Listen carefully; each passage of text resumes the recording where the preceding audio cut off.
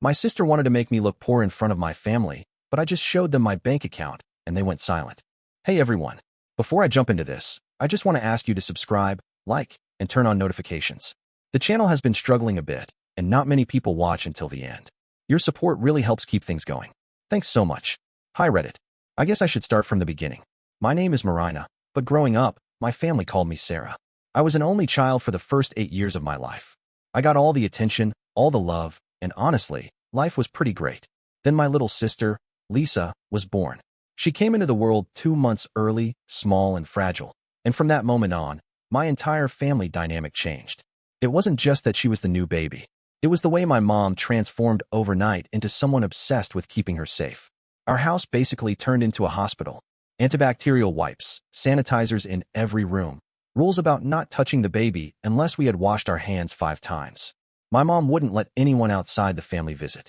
She read every possible article on preemie care and decided that even the slightest cold could be a death sentence for Lisa. At first, I didn't think much of it. I was 8.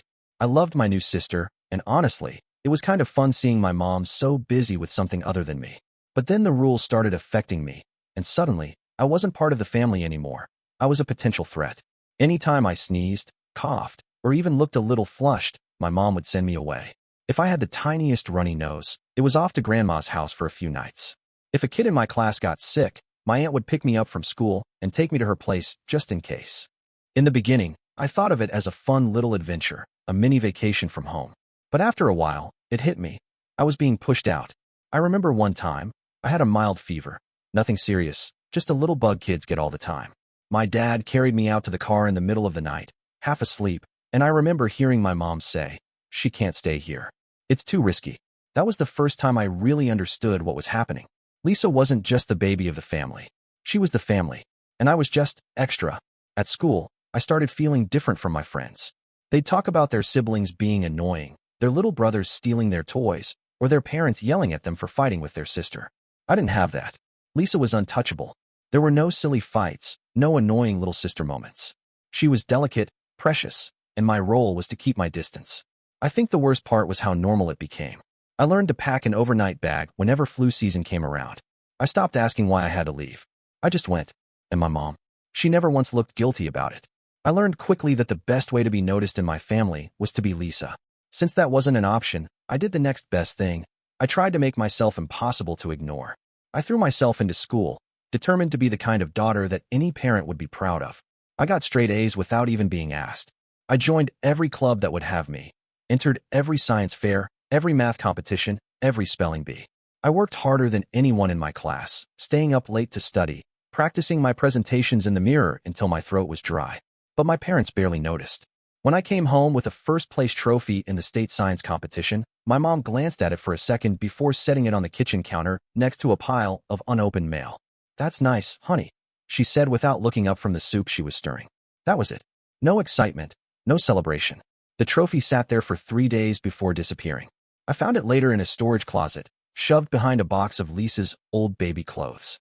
Lisa, on the other hand, got a standing ovation from our entire family when she managed to tie her shoes by herself for the first time. My dad actually clapped. It was like that for everything. If Lisa drew a lopsided stick figure, my parents would gush about how talented she was. If she hummed along to a song on the radio, my mom would say, "She has such a natural gift for music." If she got even the smallest part in a school play, they would tell everyone at every family gathering that she was destined for Broadway. Meanwhile, I won first place in a national math competition, and my mom just nodded and said, "Good job," before turning back to help Lisa with her homework. My dad at least tried to sound interested once in a while, but even then, it was always brief, just a passing, "That's great," kid before he moved on to something else. I told myself it didn't matter. I wasn't working hard for them.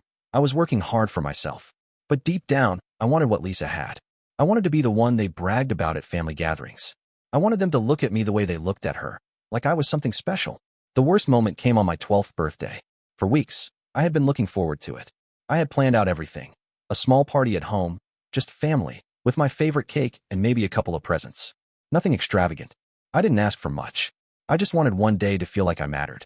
But that morning, my mom woke me up with a distracted look on her face. "Marina, we're going to have to postpone your birthday dinner," she said, already halfway out the door. "Lisa has her dance competition today, and it's really important." We'll celebrate another night, okay? Then she left before I could say anything. There was no discussion, no apology, no we'll make it up to you. Just a decision, made without hesitation. Lisa's dance recital was more important than my birthday. I sat on my bed for a long time, staring at the wall, trying to convince myself that it didn't matter. Birthdays were just another day, right? But when I went downstairs and saw the cake sitting on the counter, untouched, it hit me harder than I expected. That night, I sat alone at the kitchen table with a single slice of cake on my plate. The rest of the house was quiet. My parents and Lisa were still at the competition, probably celebrating her performance. I hadn't even asked how she did. It didn't matter. She would be the star of the night, no matter what. I lit a few candles from the drawer, sticking them into the cake, just so I could have something close to a real birthday. I watched the flames flicker, casting soft shadows on the dark kitchen walls. Then, one by one, I watched them burn down to nothing, melting into the icing as I sat in silence. I didn't even bother making a wish. Lisa learned early on that being fragile came with power. She wasn't just the baby of the family. She was the sun around which my parents orbited. And once she figured that out, she started using it to her advantage. It began subtly. If Lisa didn't want to do something, all she had to do was pout and look a little sad. Lisa, you need to eat your vegetables, my mom would say, only for Lisa to frown and push her plate away. Within seconds, my mom would be at her side, stroking her hair. Oh, sweetheart, you don't have to eat it if you don't want to. We'll make you something else. She realized that tears worked even better. If she wanted a new toy, she wouldn't just ask for it. She would whimper about how all the other kids had won and how unfair it was. My parents would fold instantly. We don't want her to feel left out, my dad would say, already grabbing his car keys. At first, I thought she was just a spoiled little kid, the way younger siblings sometimes are. But as we got older, it became clear that Lisa knew exactly what she was doing. She wasn't just lucky, she was calculated. She knew that playing the victim was the easiest way to win any argument, and unfortunately for me, I was the perfect villain. It started with small lies. Marina took my book, she would say, clutching her stuffed animal with wide, innocent eyes. My mom would frown at me. Give it back to her. You need to be nicer to your sister. I didn't take anything. I would argue, but it didn't matter. Lisa knew she didn't need proof. All she needed was the right tone, the right look, and my parents would take her side without question. Then the lies got bigger. One afternoon, I was in my room, trying to study for a big chemistry test. I had headphones in, blocking out the noise from the TV downstairs, when suddenly Lisa burst into my room without knocking. Mom says you have to help me with my homework, she said, already flopping onto my bed. I'm busy, I told her, pointing at my open textbook. But I need help, she whined. You don't even have your homework with you, I said, gesturing at her empty hands. You just want to hang out in here.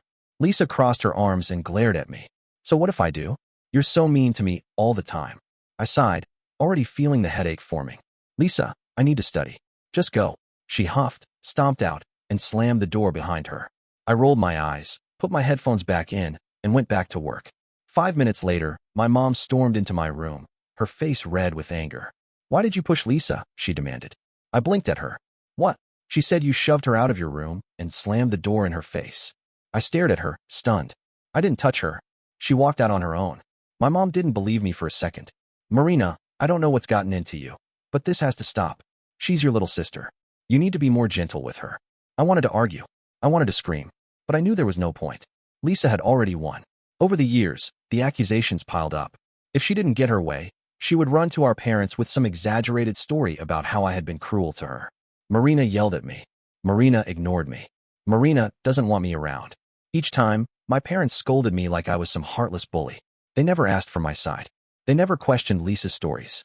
The worst part? She knew exactly how far she could push it.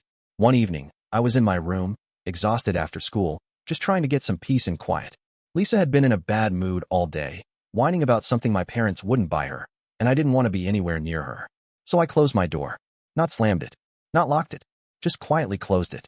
Seconds later, I heard Lisa let out a dramatic sob from the hallway. Then the sound of her running down the stairs. I braced myself. Mom burst in first, eyes furious.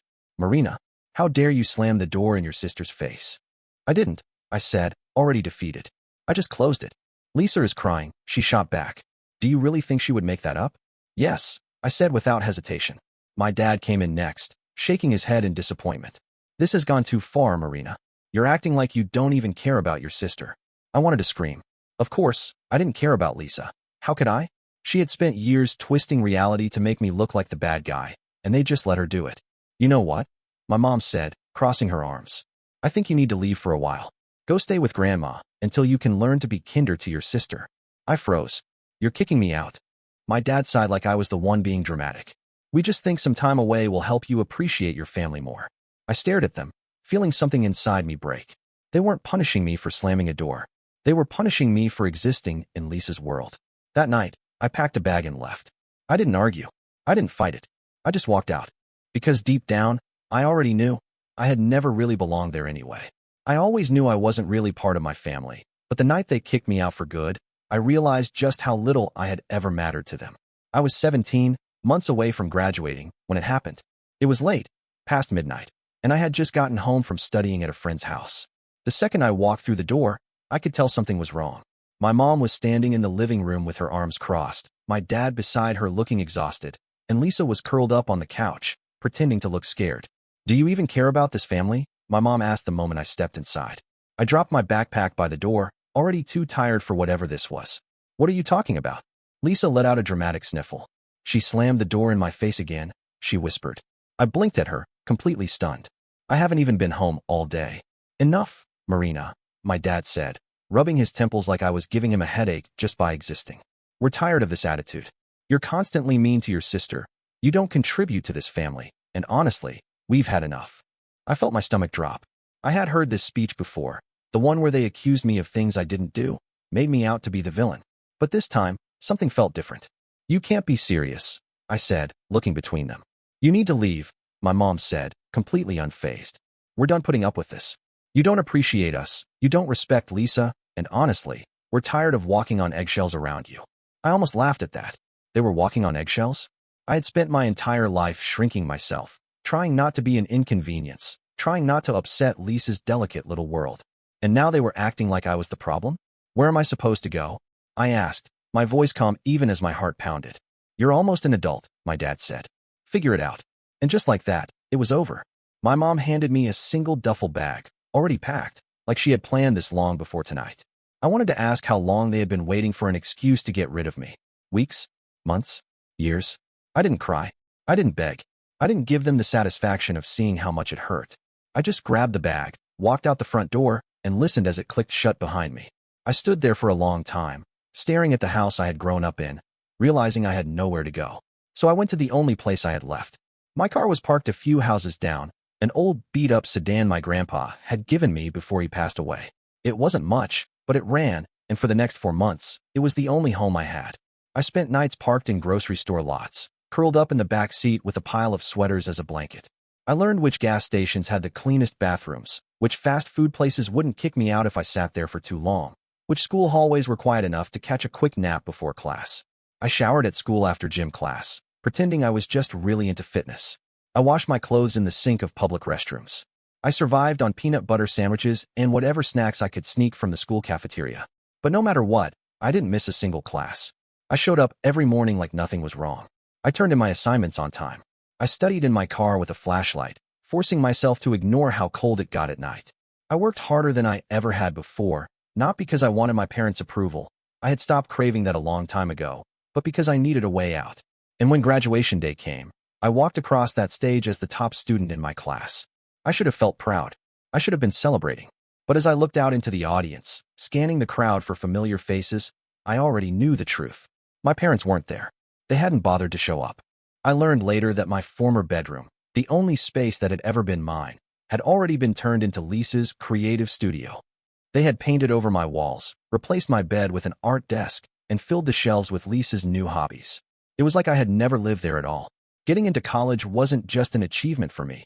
It was survival. I had no home, no safety net, no family to fall back on. So when I found out I had been awarded a full scholarship, I felt something close to relief for the first time in months.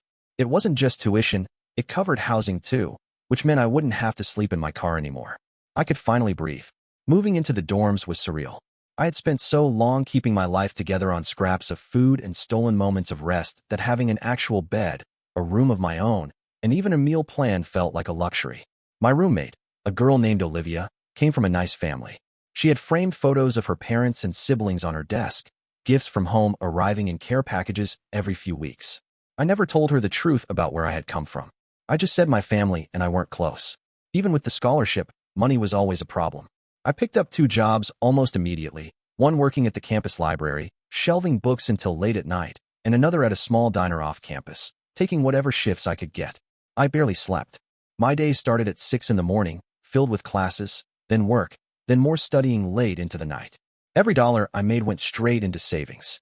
I refused to end up homeless again. While other students spent their weekends partying or going home to visit their families, I spent mine counting tips, budgeting out my grocery lists, and making sure I had enough for rent during the summer months when the dorms closed. There were days when I barely had time to eat, but I never let myself slow down. I didn't have the luxury of failing. By the time I graduated, I had done everything right. I had good grades, solid references, and a degree in business administration that was supposed to open doors for me.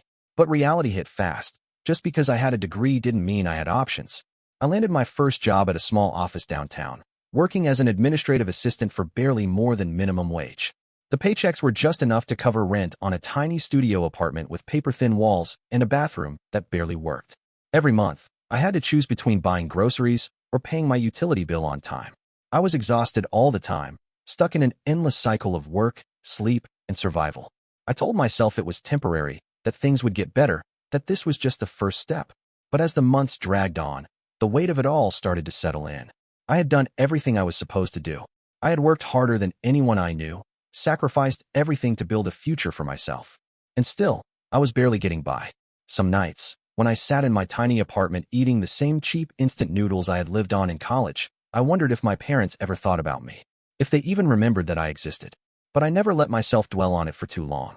I had spent years fighting to survive without them, and I wasn't going to stop now. One evening, after another long day at work, I sat in my tiny apartment, scrolling through my phone, trying to distract myself from the growing exhaustion of living paycheck to paycheck. My bank account balance was pitiful, my bills were piling up, and no matter how hard I worked, I couldn't seem to get ahead. That was when I stumbled across an online investment course. It was one of those late-night ads promising financial freedom, talking about smart money moves and the power of compounding wealth. Normally, I would have ignored it. Those kinds of things always felt like scams to me. But something about this one caught my attention. The course wasn't cheap. In fact, the price tag was nearly my entire monthly budget. Rent, groceries, utilities. If I bought it, I would barely have enough left to survive the next few weeks. But the thought of spending the rest of my life struggling just to make ends meet terrified me more than going hungry for a little while. I hesitated for hours, staring at the checkout page, my cursor hovering over the payment button. It felt reckless, maybe even stupid, but at the same time, it felt like my only real shot at changing my life. So I took the risk. For the next month, I lived on instant noodles and whatever cheap snacks I could stretch. Every time I walked past a coffee shop or saw coworkers ordering lunch, I reminded myself that this was temporary. I had spent years barely scraping by. What was one more month if it meant learning something that could actually get me out of this cycle?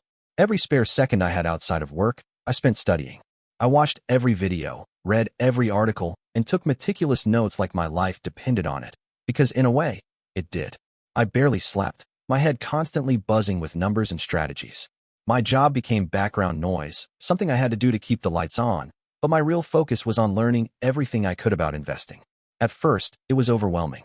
The stock market, venture capital, risk management, there was so much to absorb, and I felt like I was drowning in unfamiliar terms. But I kept going. I wasn't just learning, I was preparing for something bigger. Then, one night, I came across an article about a small startup that was making waves in the tech industry. They had just secured a round of funding and were gaining traction fast. Everything I had learned told me this was a golden opportunity, but it would take everything I had left in savings to make a real investment. I sat in front of my computer for hours, my heart pounding as I calculated the risks. It was another leap of faith, another moment where I had to decide if I was going to keep playing it safe or finally bet on myself. I placed the investment. And then, I waited. At first, nothing changed. I still went to work every day, still sat in my tiny office, still ate my budget-friendly meals while watching every dollar I spent. My investment in the startup was just a number on a screen, something I checked obsessively but tried not to get my hopes up about. I had taken risks before and lost. There was no guarantee that this would be any different. But then, slowly, the numbers started to climb. The company was growing faster than anyone had expected, gaining investors, expanding into new markets, and making headlines. My small stake, the investment I had made with every bit of savings I had, was multiplying. A year later, my investment earnings surpassed my salary. It was a strange feeling, knowing that the money I had struggled so hard to earn at my job, the long hours, the exhaustion, the barely getting by lifestyle, was now less than what I was making passively. And yet, I told no one. I still drove my old car with the worn-out seats and the finicky ignition. I still lived in my tiny apartment with the peeling paint and the neighbors who argued through the thin walls. I still wore the same simple clothes I had worn for years, nothing flashy, nothing that would make anyone take a second look.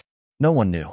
To everyone around me, I was the same Marina who barely made ends meet, the girl who skipped nights out because money was tight, the coworker who packed homemade lunches instead of ordering takeout.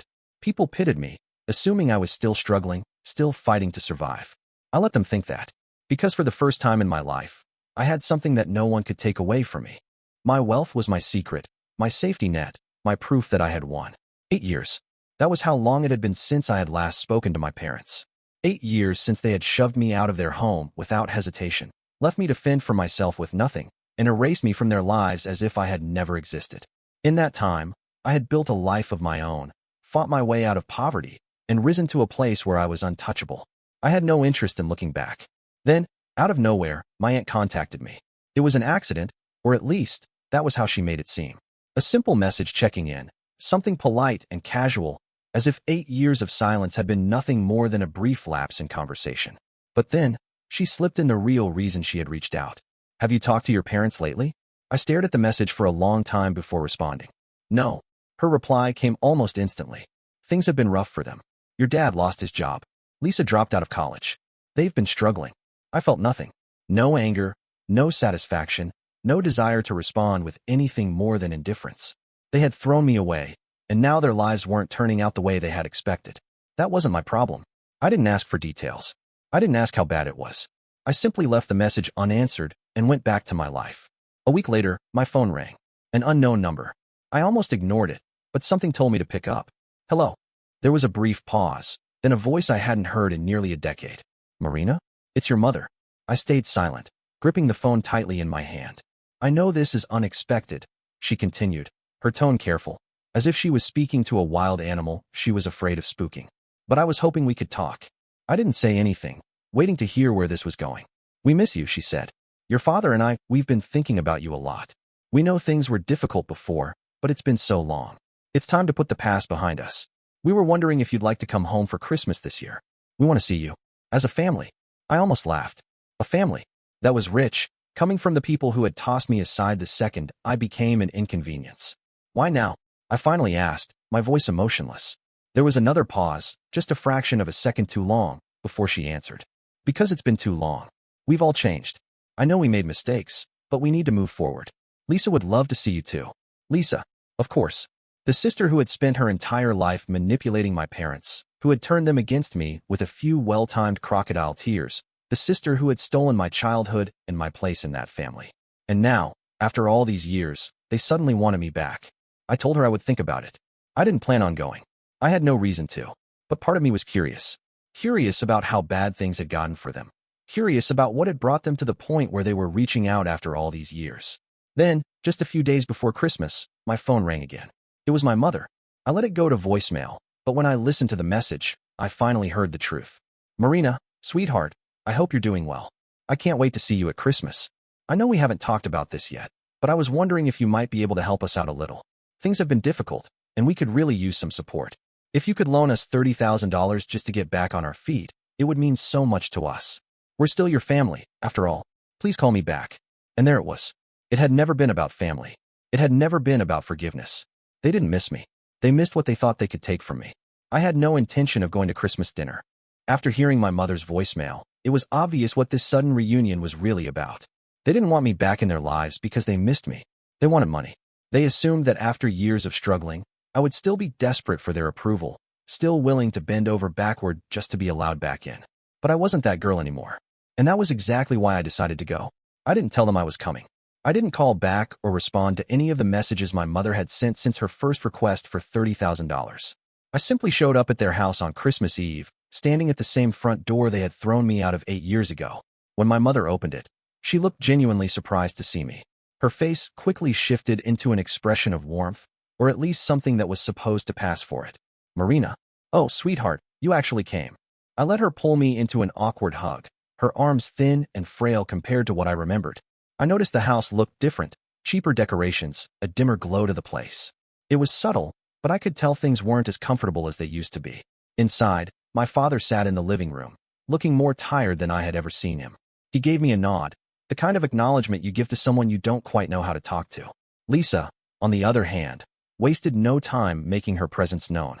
She walked in wearing an expensive-looking dress, her makeup carefully done, her smile sharp. Well, well, she said, crossing her arms. Look who finally decided to stop pretending she doesn't have a family. I didn't react. I had expected this. Dinner was tense. My mother kept trying to steer the conversation toward forgiveness and moving forward, while my father mostly stayed quiet, drinking his wine. Lisa, however, was in rare form. So, Marina, she said sweetly, just loud enough for everyone at the table to hear. Still driving that old piece of junk car? I took a sip of my water. It gets me where I need to go. Lisa smirked. That's one way to put it. I mean, I get it. Not everyone can afford something nice. But I just think it's funny how you never seem to want more for yourself. I said nothing. She leaned forward, her eyes gleaming with the excitement of an audience. Honestly, I think it's sweet that you help mom and dad out. But come on, don't you feel bad that you're only giving them $1,500 a month instead of the full $3,000 they need? The room went silent.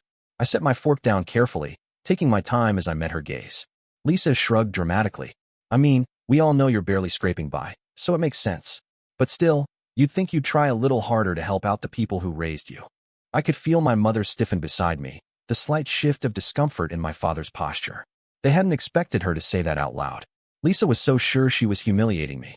She thought she had me cornered, painting me as the struggling, barely surviving sibling who had no choice but to give what little she had to our parents out of obligation. I almost laughed. She had no idea. I leaned back in my chair, folding my hands in my lap. Lisa, I haven't given mom and dad a single cent. Her smirk faltered for just a moment before she forced out a fake laugh. Right? Sure. That's why they've been getting payments every month. Mom even said you agreed to increase it next year, right? I tilted my head slightly. I never agreed to anything. My mother shifted uncomfortably. My father cleared his throat. Lisa blinked at me, her smile fading. I picked up my fork again and took another bite of food. I don't know who's been sending them money, but it's not me. I guess you'll have to find someone else to pay for your lifestyle. Lisa's face went pale. And for the first time in my life, I saw fear in her eyes. Lisa was still staring at me, her smirk frozen in place, the gears in her mind clearly trying to spin fast enough to make sense of what I had just said. My mother shifted uncomfortably, her eyes darting between me and my father, who was suddenly sitting up straighter, his glass of wine untouched. The tension in the room was thick, a silent pressure pressing against the walls, making every breath feel heavier. I let the silence hang there for a moment, enjoying the rare feeling of control, of watching them squirm for once. Then, still calm, I reached into my bag and pulled out my laptop. Lisa scoffed. Oh, what?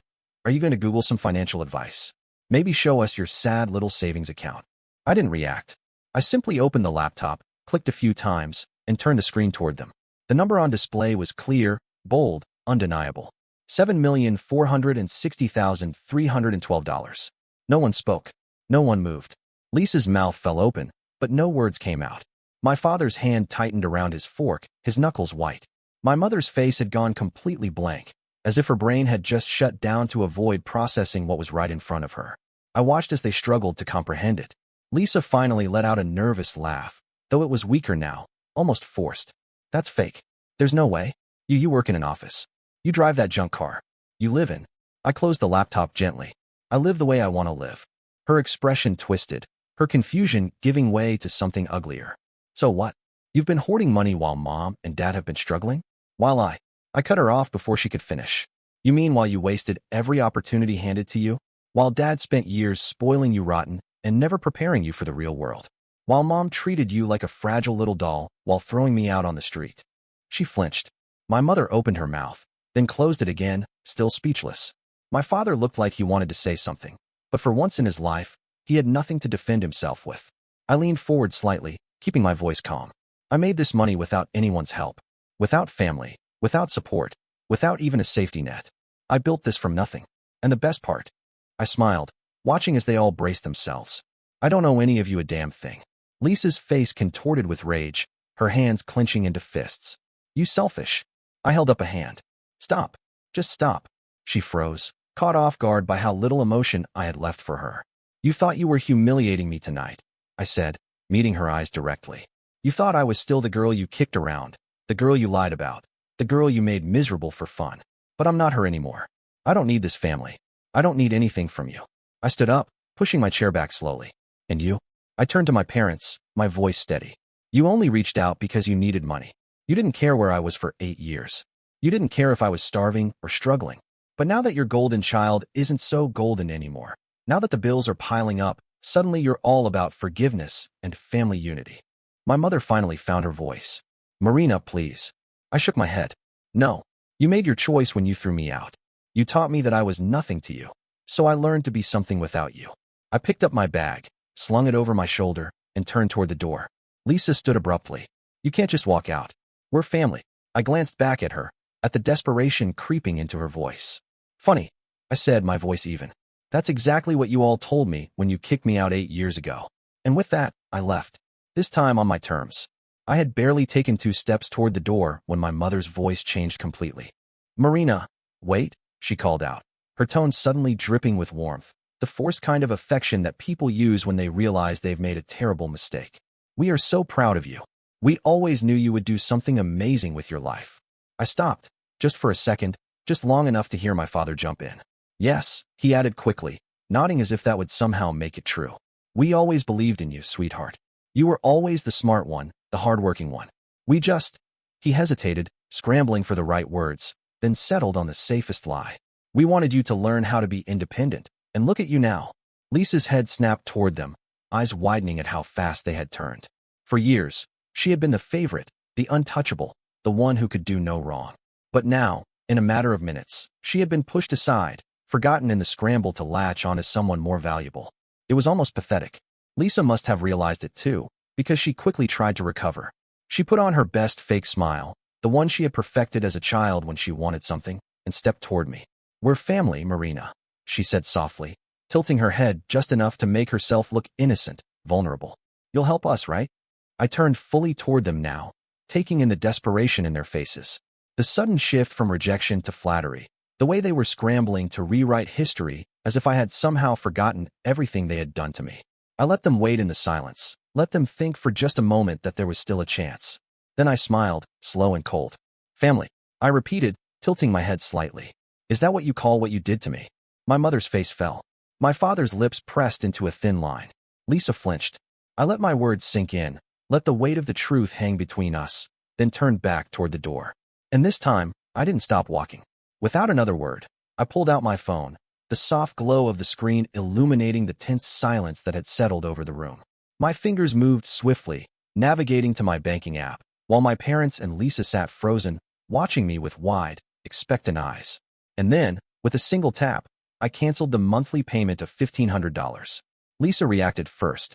She shot up so quickly that her chair screeched against the floor, her face contorted with disbelief. You can't do that, she shrieked, her voice breaking. That money is for Mom and Dad. You can't just cut us off like that. I calmly put my phone back in my bag and stood up, picking up my laptop as I did. You cut me out of your life 8 years ago, I said, my voice steady and controlled. Now, I'm doing the same. Lisa's shock turned into pure rage. You're a selfish, greedy, disgusting bitch. We took care of you. We raised you. And this is how you repay us. I stared at her, unblinking. Raised me? I asked, tilting my head slightly. You mean threw me out onto the street? Forced me to live in my car? Pretended I didn't exist while I worked myself to the bone to survive? She opened her mouth, but nothing came out. My father sat rigidly at the table, his jaw clenched so tight I thought he might break a tooth. He still hadn't spoken. My mother, however, had regained enough composure to put on her usual mask of desperate, manipulative kindness. Marina, sweetheart, she started, forcing a shaky smile. You don't understand. We were trying to teach you responsibility. We only wanted what was best for you. I exhaled slowly, shaking my head. No, I said, watching her face drop. You only wanted what was best for Lisa. I turned toward the door, the weight of their stares burning into my back as I walked away. But just as I reached the exit, I heard my mother's footsteps rush behind me. Marina, please, she begged, grabbing onto my arm like she could physically hold me in their world a little longer. We are your parents. You owe us. I turned to face her, and for the first time in years, I looked her directly in the eye without hesitation, without guilt, without fear. I don't owe you anything, I said, my voice quiet but firm. You lost me when you threw me out on the street. And with that, I stepped outside, feeling the icy air hit my skin, a sharp contrast to the suffocating warmth of that house. For the first time in my life, I was free. In the weeks that followed, I sold everything I owned in the city, my apartment, my car, anything that tethered me to the past. I bought a home in the mountains, far away from the noise, far away from people who had once tried to break me. The air was different there, cleaner, lighter. It felt like breathing for the first time. I put my money to use where it actually mattered. I invested in charities that helped homeless youth, kids who had been discarded by the very people who were supposed to love them.